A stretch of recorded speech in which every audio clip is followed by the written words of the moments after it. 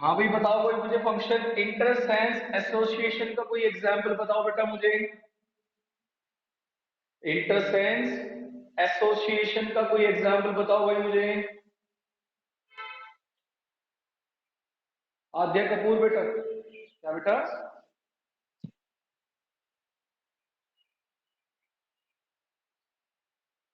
बेटा मैंने बोला है इंटरसेंस एसोसिएशन का कोई एग्जाम्पल बताओ।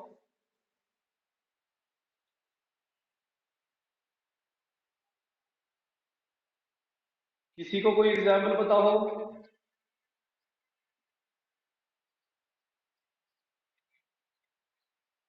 देखो क्या हो रहा है बेटा, जो सेरिब्रल कोर्टेक्स है इसके पास में तीन तरीके के फंक्शन शो करने वाले पार्ट्स हैं। पहला एक है कि कुछ उसमें से एक सेरिब्रल कोर्टेक्स का कुछ एरिया एज सेंस काम करता है, मतलब वो सेंस ऑर्गन से सेंस को उठाएगा और सेरिब्रल के पास लेकर या डिफरेंट ऑर्गन के पास लेके जाएगा सेरिब्रल के। मोटर क्या करता है, उन सेंस के अगेंस्ट जो रिफ्लेक्स बनता है उसको लेकर जा रहा है। और कुछ ऐसा पार्ट होता है जो कि इन दोनों फंक्शन को परफॉर्म करता है, सेंस को भी करता है मोटर को भी करता है। क्लियर? उसको बोला गया एसोसिएट एरिया।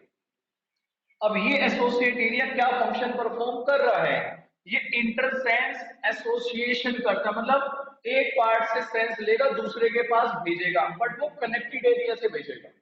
जैसे कि मैं आपको एक एग्जांपल बताता हूं, मैंने आपको लोब्स बताए थे। मैंने आपको स्कल के टाइप, जो हमारी स्कल होती है ना, स्कल में मैंने बोन टाइप बताया था। सबसे आगे फ्रंटल, बराबर में क्या होगी पेराइटल, नीचे टेम्पोरल, पीछे ऑसिपिटल। ऑसिपिटल के पास में ऑसिपिटल एरिया होता है, मतलब जहां पे हमें हमारी वो सेंस या मेमोरी होती है जो हम चीजें देखते हैं। अब देखिए हमने कहां से, फ्रंटल से। सेंस कहां जाएगी, ऑसिपिटल पे, तो वो एरिया किसके पास है, इंटरसेंस एसोसिएशन के पास है। उसके बाद ये मेमोराइज करता है, मतलब जब भी चीजें हमने, अब मेमोरी हमारी कौन सी है, हमने कोई चीज एक बार पहली बार करी तो हमारी बॉडी में क्या हो गई, हमारे ब्रेन में स्टोर हो गई, मेमोराइज हो गई। अगर दोबारा हम उसी काम को करेंगे या उस आदमी को देखेंगे जिसको हम पहले देख चुके हैं, तो वही हमारा एक्टिव होगा पूरा सेंटर। उसके बाद कम्युनिकेशन। कम्युनिकेशन तो नॉर्मल है। अब कम्युनिकेशन हमारा कितने टाइप का, आपकी आंखों से कम्युनिकेशन भी होता है, आपके कान का भी कम्युनिकेशन है, आपके बोलने का भी कम्युनिकेशन है, और इन सभी का भी एक साथ कम्युनिकेशन होता है। तो ये कम्युनिकेशन सेंटर किसके पास है, एसोसिएट एरिया के पास। तो इंटरसेंस एसोसिएशन, मेमोरी, कम्युनिकेशन, याद रखना। एसोसिएट एरिया के फंक्शन रट लेना, इंपॉर्टेंट है। ठीक है, क्लियर हो गया। और सेरिब्रल कोर्टेक्स के पास में ही सल्काई एंड गायरी होता है। ठीक है, जो सल्क और गायरी बनाई थी ना हमने इस तरीके से मैंने बताया, तो जो ऊपर की तरफ जा रहा है इसको गायरिस कहते हैं, जो नीचे की तरफ आ रहा है इसको सल्काई कहते हैं, ये सल्क कहते हैं।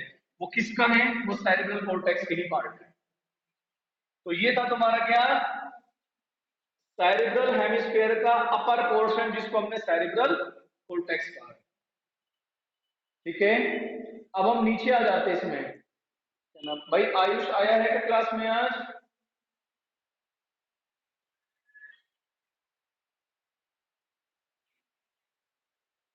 आयुष नहीं आया है आज, चलो कोई नहीं। आयुष के बाद कौन है ये, अदिति। अदिति तो आई है। चलो जी आगे लेते हैं। अब ऊपर तो आ गया आपका सेरिब्रल कोर्टेक्स, उसके नीचे कौन आ गया, सेरिब्रल हेमिस्फेयर। अब सेरिब्रल हेमिस्फेयर के नीचे मैंने क्या बताया था, मैंने ऐसे बताया था कि ये सेरिब्रल हेमिस्फेयर है, इसके ऊपर कौन है, सेरिब्रल कोर्टेक्स। अब इसके नीचे आएगा, सेरिब्रल हेमिस्फेयर के नीचे लोअर साइड में, सेरिब्रल हेमिस्फेयर के लोअर साइड में, अब आपको यहां क्या मिलेगा, लोअर साइड में माइलिनेटेड न्यूरॉन्स की एक्सोन डेंसली अरेंज होती है। समझ गए, किसकी, माइलिनेटेड न्यूरॉन की एक्सोन डेंसली अरेंज होती है, जो कि क्या बनाती है, जो कि व्हाइट मैटर बनाती है, क्योंकि ये व्हाइट कलर प्रोवाइड करती है, तो ये व्हाइट मैटर बोला गया है।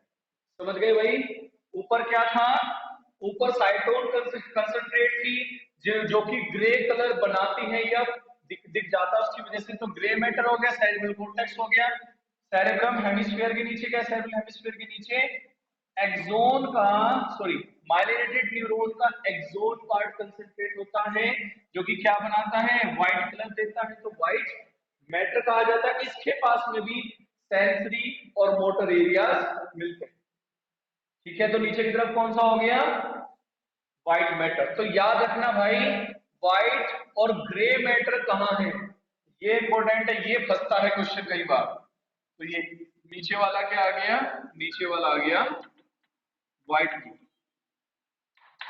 अब हमारी अगली चीज आगे क्या है, अब सेरेब्रम के बिल्कुल नीचे हम लोग किसको बनाते हैं, यहां पर आएगी आपकी क्या, थैलेमस। यहां हम क्या लेते हैं, यहां पर होता है थैलेमस होता है, और थैलेमस के नीचे क्या आती है, हाइपोथैलेमस। ये मैंने कल के डायग्राम में आपको बताया था कि यहाँ पर थैलेमस है और नीचे क्या आ गई, हाइपोथैलेमस। अब हम लेके चलते हैं थैलेमस, इसके फंक्शन इंपॉर्टेंट है भाई, इसके फंक्शन आपके थैलेमस के फंक्शन इंपॉर्टेंट है। इसके पास में इट कंटेन स्विचिंग स्टेशन या कंजिस्ट स्विचिंग स्टेशन इसके पास होते हैं। ठीक है भाई, क्या होता है इसके पास में, इसके पास में स्विचिंग स्टेशन इसके पास में होते हैं, स्विचिंग स्टेशन इसके पास में होते हैं। अब स्विचिंग स्टेशन का मतलब क्या कर रहा है कि एक साइड से सेंस को पकड़ेगा, दूसरी तरफ उसको भेज देगा, दूसरी तरफ से पकड़ा उसको कहीं और भेज दिया, मतलब नीचे से जो सेंस आ रही है उसको सेरेब्रम में भेजेगा, सेरेब्रम से जो बन के जाएगा उसको नीचे भेजेगा। तो स्विचिंग स्टेशन इसके पास में रहते हैं, चीजों को या सेंस को आना और जाना इसके थ्रू चलता रहता है। बट इसके पास क्या नहीं होता, इसके पास किसका नहीं होता, एक्सेप्ट स्मेल स्टेशन। ठीक है भाई, इसके पास में स्मेल का स्टेशन नहीं होता है, मतलब क्या नहीं होता इससे, जो भी आपकी ऑल्फैक्टरी रिलेटेड जो भी सेंस है, रिफ्लेक्स है, उसको ये ऑपरेट नहीं करता है, क्योंकि उसकी न्यूरॉन इसके पास आती ही नहीं है। तो स्विचिंग स्टेशन है, जैसे किसके आपके देखने के, उबासी आपको जबाई आती है, आपको छींक आती है, ठीक है ना, उसके अलावा आपको भूख भी लगती है, उसका आर्ग जो आर्ग जाता है वो कहाँ से चलता है, उसके अलावा आपको पेन हो रहा है, ठीक है, तो वो सारी चीजें किसके पास है, वो इसके पास है। बट किसको छोड़ देते हैं हम लोग, स्मेल को हम छोड़ देते हैं। मैंने आपको कल डायग्राम जो दिया था, अगर किसी ने नहीं बनाया है तो बना लेना, बहुत इंपॉर्टेंट है वो डायग्राम, क्योंकि उसके बेस पर आपके मैंने कुछ क्वेश्चंस रखे हुए हैं। आप ठीक है ना बेटा, जो मंडे को टेस्ट होगा, आप लोगों के मैंने 50 क्वेश्चंस दिए हैं, 50 क्वेश्चंस हैं आपके, 2.5 चैप्टर आ रहे हैं, इस चैप्टर से आपके 10 क्वेश्चन हैं, बाकी जो 2 चैप्टर हैं उनसे 20-20 क्वेश्चंस हैं, 20-20 क्वेश्चंस हैं बाकी दोनों चैप्टर से। और पेपर बहुत अच्छा बना हुआ है, समझ गए मेरी बात, आपको सही में ऐसा लगेगा पहली बार कि हाँ आपने नीट और एम्स के कंपैरिजन तक पेपर दिया है। 50 क्वेश्चन से याद रखना। तो थैलेमस के पास क्या आ गया, स्विचिंग स्टेशन है, किसका स्टेशन इसके पास नहीं है, स्मेल का नहीं है, बाकी का सारे स्टेशन इसके पास में है। अब आती है बात किसकी, हाइपोथैलेमस। बेटा जो ये हाइपोथैलेमस है, कहाँ है, थैलेमस के नीचे है, तो क्या बन गई, हाइपोथैलेमस। हाइपोथैलेमस में सबसे इंपॉर्टेंट क्या होता है, हाइपोथैलेमस में सबसे इंपॉर्टेंट है इसके फंक्शन। कहाँ है ये, थैलेमस के नीचे है, तो बन गई क्या आपकी हाइपोथैलेमस। ये क्या करती है, मेंटेन मेंटेन आपके इंसाइड के बॉडी टेम्परेचर, ये बॉडी का टेम्परेचर मेंटेन करती है। बट कहीं कहीं किसी किसी बुक में टेम्परेचर की जगह होम्योस्टेसिस लिखी जाती है, होम्योस्टेसिस। होम्योस्टेसिस का मतलब क्या होता है कि हमारे इंटरनल बॉडी एनवायरनमेंट को कांस्टेंट बना के रखना या उसको मेंटेन रखने की कोशिश करना। जैसे कि रेप्टाइल्स होते हैं ना, रेप्टाइल्स, रेप्टाइल्स का केस क्या है, रेप्टाइल्स होते हैं कोल्ड ब्लडेड एनिमल, जैसे जैसे बाहर का टेम्परेचर डिक्रीज होता चला जाता है तो उनकी बॉडी का भी डिक्रीज होता है, बाहर का टेम्परेचर बढ़ेगा तो उनकी बॉडी का भी बढ़ता चला जाता है। बट हमारे साथ ऐसा नहीं है, क्यों, क्योंकि हमारे पास में हाइपोथैलेमस है, जो कि हमारी बॉडी के टेम्परेचर को लगभग कांस्टेंट बनाने की कोशिश करती है, बनता तो नहीं है पर बनाने की कोशिश करती है कि हमारी बॉडी का इंटरनल जो टेम्परेचर है या एनवायरनमेंट है वो मेंटेन रहे। तो इंटरनल एनवायरनमेंट को लगभग कांस्टेंट बनाना या मेंटेन करना होमोस्टेसिस पे जाते हैं। तो सबसे इंपॉर्टेंट है ये मेंटेन टेम्परेचर। इसके बाद में क्या होती है कंट्रोल अर्ज। क्या होता है इसके पास में control urge for food and water या फॉर ईटिंग एंड ड्रिंकिंग। तो आपको भूख लगना प्यास लगना वो सब इसी के पास होते थे। और आपने 10th में अगर एंडोक्राइन सिस्टम पढ़ा है जिसमें आपने ग्लैंड्स पढ़ी है, आपको पता है हाइपोथैलेमस के पास में कुछ न्यूरो सिक्रेटरी सेल्स भी होती हैं जो कि हार्मोन्स प्रोड्यूस करती है। तो वो नेक्स्ट चैप्टर की कहानी है। यहाँ पर क्या है हाइपोथैलेमस का फंक्शन इंपॉर्टेंट है, कई बार आता है।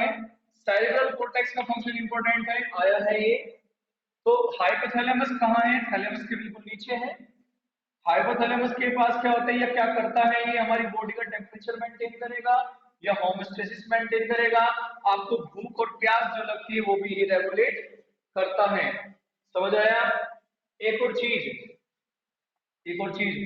Biological clock. ये आपकी बॉडी का क्या है, ये आपकी बॉडी का बायोलॉजिकल क्लॉक है। क्या है ये आपकी बॉडी की बायोलॉजिकल क्लॉक है। समझ गए बायोलॉजिकल क्लॉक क्या होता है भाई, किसी को मालूम है बायोलॉजिकल क्लॉक क्या होता है?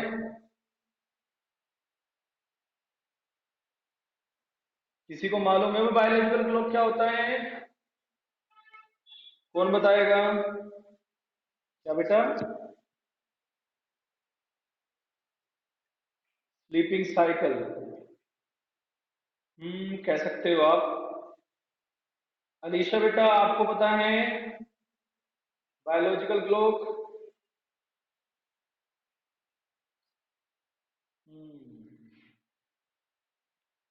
ये अर्नब आया है ना क्लास में? नहीं मुंशी जी आए हैं हमारे नहीं क्लास में आज?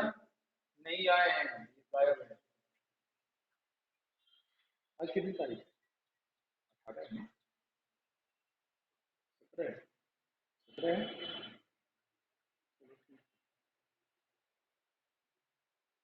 भाई बायोलॉजिकल क्लॉक का मतलब वही है कि आपका सोना जागना, वही बिल्कुल सही कहा है कि आपकी बॉडी की कंडीशन क्या है। अगर आप एक बार सो जाओगे, आपको कुछ दिन, जैसे कि अगर सपोज कोई आदमी जो है ना सुबह उठना चाहता है तो लगभग एक हफ्ते तक उसको अलार्म का यूज करना पड़ेगा कि एक हफ्ते तक उसको अलार्म के सहारे उठना पड़ेगा। बट उसके बाद क्या होगा, उसके बाद आपकी बॉडी सेट हो जाएगी कि जिस टाइम पर आप अलार्म की हेल्प से उठते थे फिर आपकी आंखें खुद ही उस टाइम पे खुलना शुरू हो जाएगी। तो ये बायोलॉजिकल क्लॉक है। समझ गए। तो हाइपोथैलेमस के फंक्शन याद रखना बहुत इंपॉर्टेंट है। ये टेम्परेचर को मेंटेन करता है, ये सबसे ज्यादा बार आता है। अर्ज of urge for food and water, मतलब आपको भूख और प्यास लगेगी, बायोलॉजिकल क्लॉक ये मेंटेन करेगा। क्लियर है भाई। इसके आगे का जो फोर ब्रेन का पार्ट तो मैं आपको कल करा चुका हूं। मैंने आपको लिम्बिक सिस्टम बताया था। लिम्बिक सिस्टम क्या होता है भाई, सेरिब्रम का इनर पार्ट। समझ गए कौन सा है सेरिब्रम का इनर पार्ट, कौन सा है? ये व्हाइट मैटर। सेरिब्रम का inner part along with amygdala and hippocampus. तो सेरिब्रम का inner part along with amygdala and hippocampus क्या बनाता है, वो लिम्बिक सिस्टम तैयार करता है। और लिम्बिक सिस्टम किसके साथ मिलके, हाइपोथैलेमस के साथ मिलके क्या करता है भाई, आपकी बॉडी में आपका पोस्चर मेंटेन करता है। कल बताया था मैंने सारी चीजें। कल का अगर याद नहीं है तो भाई याद कर लो। इसके आगे की वही कहानी है जो मैं कल आपको लिम्बिक सिस्टम में पूरी करा चुका हूं। तो ये था आपका पूरा brain, fore brain, mid brain, hind brain. ठीक है। फोर ब्रेन का आपकी एमटीजी फिंगर टिप्स के अकॉर्डिंग फोर ब्रेन का जो सबसे पहला पार्ट कौन सा होता है, वो ऑप्टिक सॉरी ऑल्फैक्टरी लोब्स जो होते हैं। ऑल्फैक्टरी लोब्स कहाँ होते हैं, ये आपके फोर ब्रेन से अराइज होते हैं और टेम्पोरल में या निचले वाले में चले जाते हैं। तो सबसे आगे कौन सा होता है भाई, ये होता है ना, कल मैंने जो डायग्राम भेजा था आपको, फ्रंटल, टेम्पोरल, पैराइटल, ऑसिपिटल। तो यहाँ पर फ्रंटल से स्टार्ट होता है, वो टेम्पोरल में चला जाता है। तो ये ऑल्फैक्टरी लोब्स होते हैं, कहाँ से स्टार्ट होते हैं, फ्रंटल से होता है और पीछे टेम्पोरल में निकल लेता है। तो ये आपके जब आप एमटीजी पढ़ोगे ना तो वहां पर ऑल्फैक्टरी लोब्स आएंगे, तो वो है कहाँ, फ्रंटल में है। फ्रंटल से क्या निकल के, ट्रैक्ट निकल के कहाँ जाएगा, टेम्पोरल में चला जाएगा। तो उसका एरिया कहाँ है, टेम्पोरल में उसका एरिया है, जहां पर आपको टेस्ट की सेंस मिलती है या मेमोरी रिसीव होती है वहां से, या मेमोरी बनती है वहां। ठीक है भाई, यहां तक का कुछ पूछना है तो बोलो। ईशानी है क्लास में और जेनिया है क्लास में।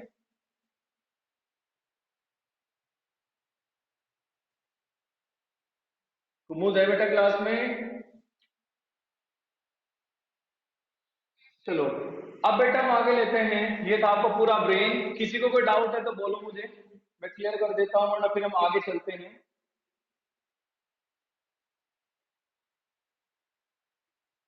किसी को कोई डाउट है? भाई निमिष, निमिष है क्लास में।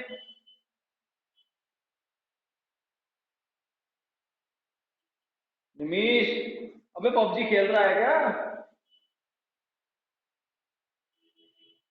लड़का बस क्या गया उसको। निमिष,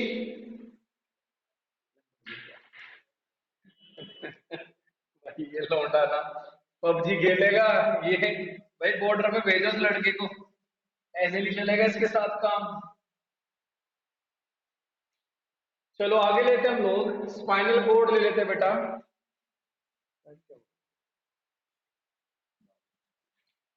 चलो अब लेते हैं हम सहीनेस का दूसरा part, spinal cord. Spinal cord कहां से राइज होती है, अराइज फ्रॉम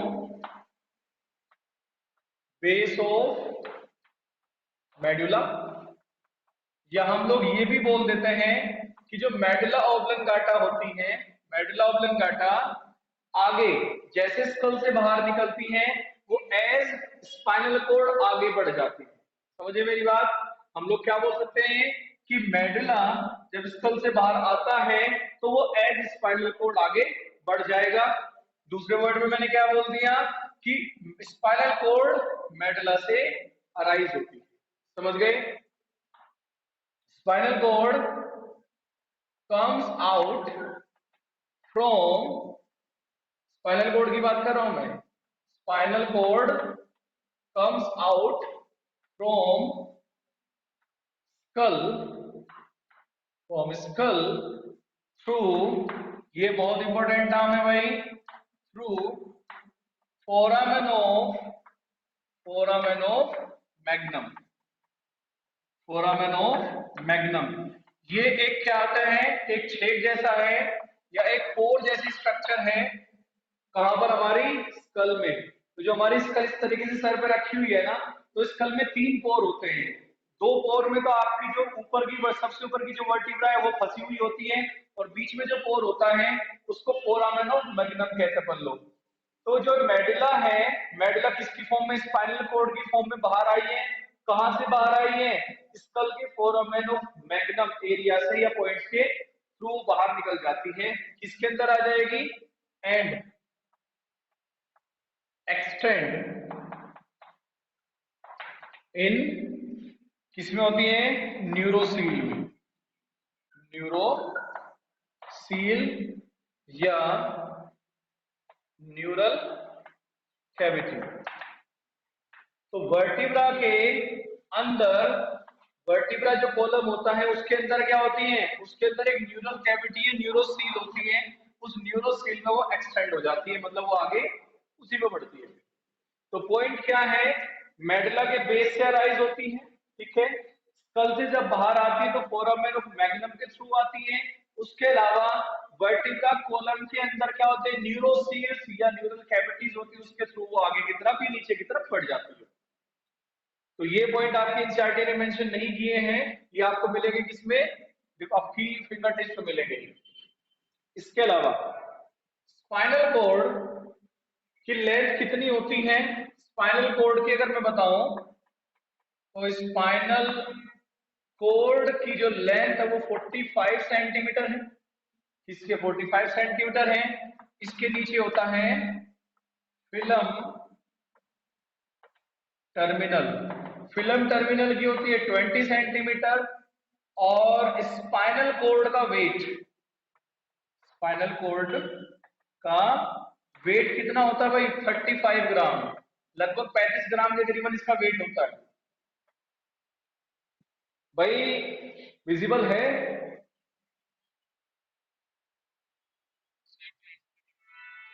बेटा 1 बजे।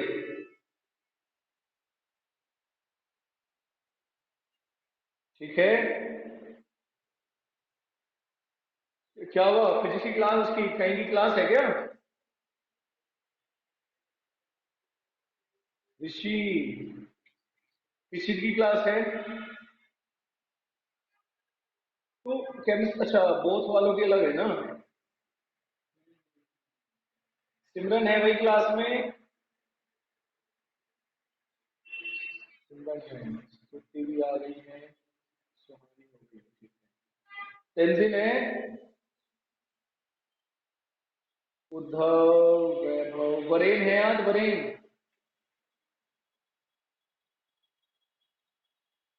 ठीक है। अब देखो क्या है, हम लोग स्पाइनल कोड का एक डायग्राम बनाते हैं। बस आज डायग्राम बना लीजिए, लेबलिंग कल कर लेंगे हम लोग इसकी। जब लेबलिंग करते हैं तो इस तरीके से ये आपका स्पाइनल कोड बनता है।